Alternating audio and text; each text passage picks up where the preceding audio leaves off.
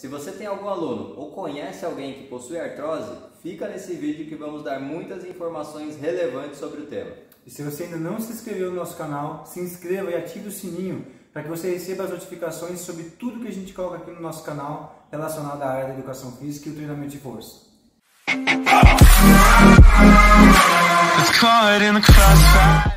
E vamos começar o vídeo com uma introdução sobre o que é artrose. Basicamente, a artrose é uma doença que acomete as articulações, em geral, em pessoas mais velhas.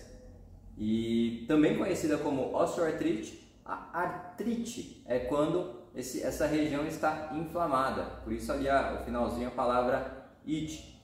E de forma geral, a artrose acontece com uma degeneração, um desgaste na região óssea e muito comumente acontece com o desgaste na cartilagem.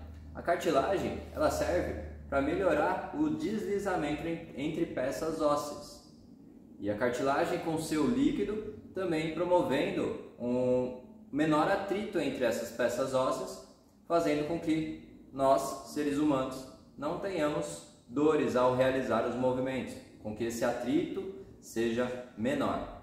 Acho que um ponto muito importante também, professor, a gente até falou sobre essa questão dos desvios posturais, que é um vídeo que já está disponível no nosso canal, e a gente relacionar isso com a questão da artrose é importante, é interessante e relevante sim, porque a partir do momento que esse indivíduo ele tem uma alteração ali estrutural e automaticamente, consequentemente também, melhor seria a palavra, alterando a funcionalidade, né?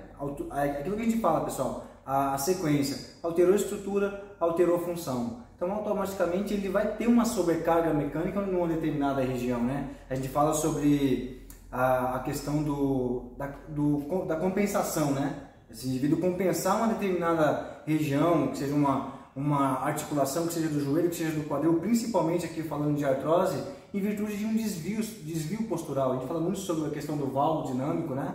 Mas pode ser o varo, pode ser um gênero recurvatum também, né? Depende de qual é a alteração e o quanto essa alteração vai alterar aquela estrutura, aquele ambiente ali articular, gerando a longo prazo. Claro que, pessoal, a gente tem que pensar em artrose, não é para indivíduos com 30, 40 anos, isso é a partir próximo da terceira idade, 50, 60, 65 Apesar que anos. hoje em dia já tem muitos indivíduos com artrose nessas faixas etárias mais novas, né? Até por conta da baixa movimentação diariamente ali, né? Do sedentarismo propriamente dito. E né? também Então, até a questão da alimentação, também a questão da alimentação influenciando toda a questão fisiológica, a diminuição de cálcio também, né? Porém, a gente sabe que realmente é mais comum lá na terceira idade. Sim, mas tem ali as exceções, eu acho que é muito importante a gente ressaltar isso daí. Então, a gente tem que entender que tem total relação aí essa questão dos desvios posturais, alterando a estrutura e alterando a função. Pessoal, a gente entender aqui, a gente pensar num ambiente articular, a gente tem que entender que a partir do momento que você tem alteração na estrutura,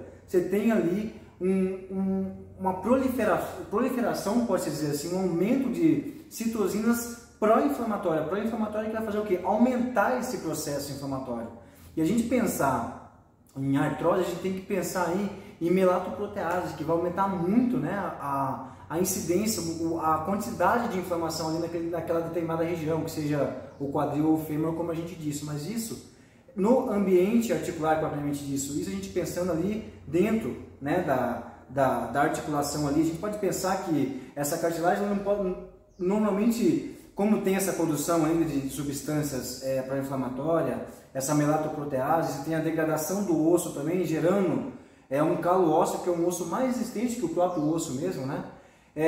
Pessoal, é um ciclo. A gente pensar que é um ciclo, que esse ciclo ele vai gerando cada vez mais, aumentando cada vez mais o processo inflamatório, gerando cada vez mais dor para esse indivíduo. Claro, né? Porque a gente sabe que as cartilagens, elas não são, né, vascularizadas. Nem nervosas. Nem nervosas. Automaticamente vai comprometer a funcionalidade daquele determinado segmento. Então, é um ciclo um ciclo que envolve um processo inflamatório, envolve uma série de substâncias aí, e essa mutilação aí, né, da superfície ali da peça óssea mesmo, em contato uma com a outra, mutilando a articulação desse indivíduo, infelizmente. E a gente vê de forma muito comum, o Ricardo comentou um pouco sobre os desalinhamentos, é muito comum a gente ver esses desalinhamentos, e como a gente citou no vídeo anterior sobre desvios posturais, a gente falou sobre o ponto de pressão. Se a gente tem um ponto de pressão adequado entre as articulações, consequentemente, a gente tende a ter um desgaste menor ao longo da vida. Porém, se a gente tem um ponto de pressão único, se essa peça está desalinhada, essa peça começa a gerar uma pressão específica em um ponto. É o exemplo do valgo, né? O exemplo do valgo. Pensar o joelho do indivíduo, você vai ter a rotação da articulação, ele sai do posicionamento adequado e tem um ponto de pressão específico em apenas um ponto na articulação.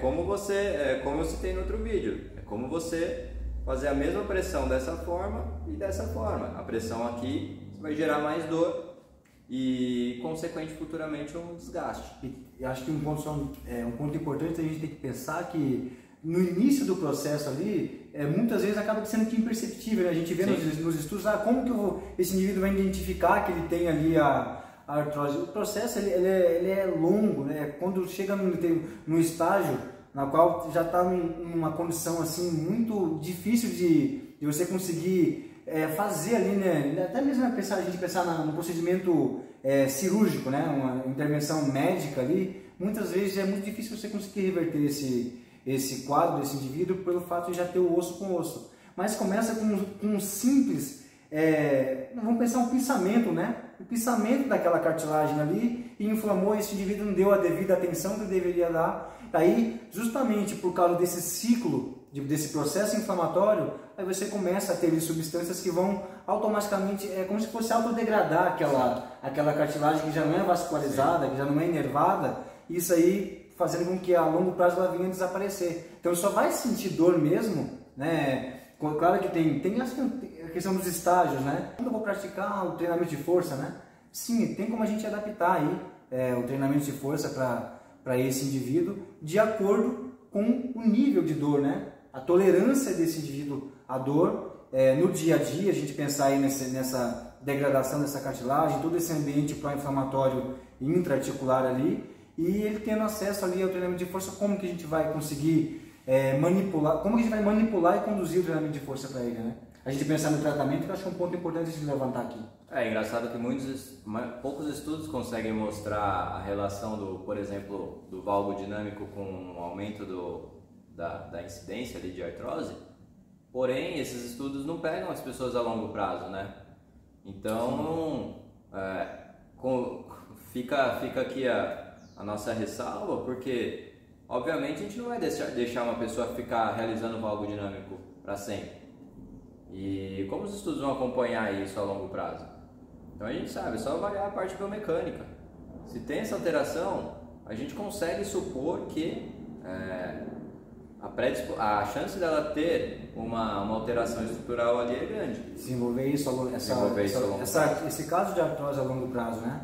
Então eu acho que um ponto importante... Falando em treinamento agora... treinamento, né? Para poder... Essa questão da gente adaptar, a questão da... Eu acho que muito também a questão do indivíduo ele ter aquele receio, poxa, como eu vou para academia? Que muitas vezes, dependendo do caso, esse indivíduo, claro, pensando na terceira idade, ele anda com apoio, né, com uma bengala para poder ajudar ele a se locomover, ele não consegue apoiar a perna no chão, não consegue executar as atividades da vida diária da forma que eu executo, da forma que muitos aqui executam, que é o normal, né? Então, como que a gente vai abordar esse cliente, como que a gente vai apresentar o treinamento de força para ele? A literatura já disponibiliza para a gente o protocolo de treinamento para todas as possíveis patologias que existe, né? Então, a gente sabe o quê? Você tem a alteração da estrutura e da função, automaticamente ele vai ter ali uma diminuição gigantesca no que diz respeito à amplitude do movimento. O indivíduo não vai conseguir agachar, fazer um agachamento a 90 graus. Sim. Principalmente se for a região do quadril. Então é questão de você avaliar, você ver o nível, a tolerância desse indivíduo à dor, o nível da dor. A gente pode até uma escala de Borg. Qual é a sua dor de 1 a 5? Tá? Ele vai descrever para você essa dor, ele vai tentar explicar qual que é essa dor. E você conseguir estruturar e elaborar um treino para esse indivíduo que não desmotive ele, né? Que faça com que ele prossiga ali com a rotina de treinamento e não venha a desistir de praticar o treinamento de força, que a gente sabe que não vai prejudicar ele, sim vai ajudar ele, né? A gente pensar no fortalecimento dessa célula muscular. E quando a gente fala em treinamento, muitas vezes a pessoa já chega com uma recomendação médica para fazer isometria. E a gente sabe que a isometria não é a melhor estratégia para melhorar a dor por artrose. A gente sabe que o indivíduo ele precisa de movimento. A isometria ela só vai gerar maior estresse articular. Exatamente. Porque você vai manter a contração ali durante um tempo, não permitindo que essa articulação, que aquele líquido sinovial se movimente. E um detalhe, dependendo do ângulo na qual ele permanece naquela posição de isometria, muitas vezes é o maior ponto de pressão. É o maior ponto de pressão e aí fica nessa posição, resiste mais, aumentando mais ainda a dor desse indivíduo. A gente precisa que essas pessoas realizem movimentos dinâmicos, por mais que esse movimento seja curto, talvez a amplitude seja reduzida, a gente precisa que ele realize movimentos dinâmicos para aquela articulação ser bem lubrificada e automaticamente diminuir o atrito entre as peças ósseas. Galera, acho que foi muita informação aqui hoje. Eu acho que tem mais alguma coisa para acrescentar, Ricardo? Essas pessoas, esse público pode treinar, sim, devem treinar. A gente tem que buscar os ajustes posturais adequados no máximo possível. Exato. A gente sabe que muitas pessoas já criou diversos osteófitos, né? Aqueles, entre aspas, bicos de papagaio na articulação. Muitos não conseguem mover o ombro até uma altura adequada por causa desses osteófitos. Tem um bloqueio ali articular e muitas vezes o trabalho de mobilidade não vai resolver por conta da calcificação óssea. E a gente precisa preparar essa pessoa para as atividades da rotina diária, para a vida. Então, realizar os movimentos que ela não sinta dor, priorizar exercícios de forma dinâmica e não exercícios isométricos. Basicamente um geralzão assim, que a gente está dando. E a gente pensando na nossa área, é justamente por isso que nós temos aí as atividades motoras aplicadas a populações especiais, a educação física adaptada para a gente poder inserir esse indivíduo no ambiente de treinamento e não fazer com que ele se sinta excluído do ambiente de treinamento. Exatamente. Então é isso aí, galera. Acredito que a gente trouxe bastante informação relevante aqui nesse vídeo e aguardamos vocês no próximo vídeo aí com mais informações sobre treinamento de força. Se você é profissional de educação física, não perca o nosso curso de levantamento de peso olímpico. Vamos deixar o link na descrição desse vídeo. É só clicar, acessar, fazer a inscrição e te esperamos lá dentro da nossa plataforma. Será que ele pode executar o levantamento de peso olímpico? Lá dentro do curso a gente fala muito sobre isso. Vem com a gente. Um abraço, galera. Valeu.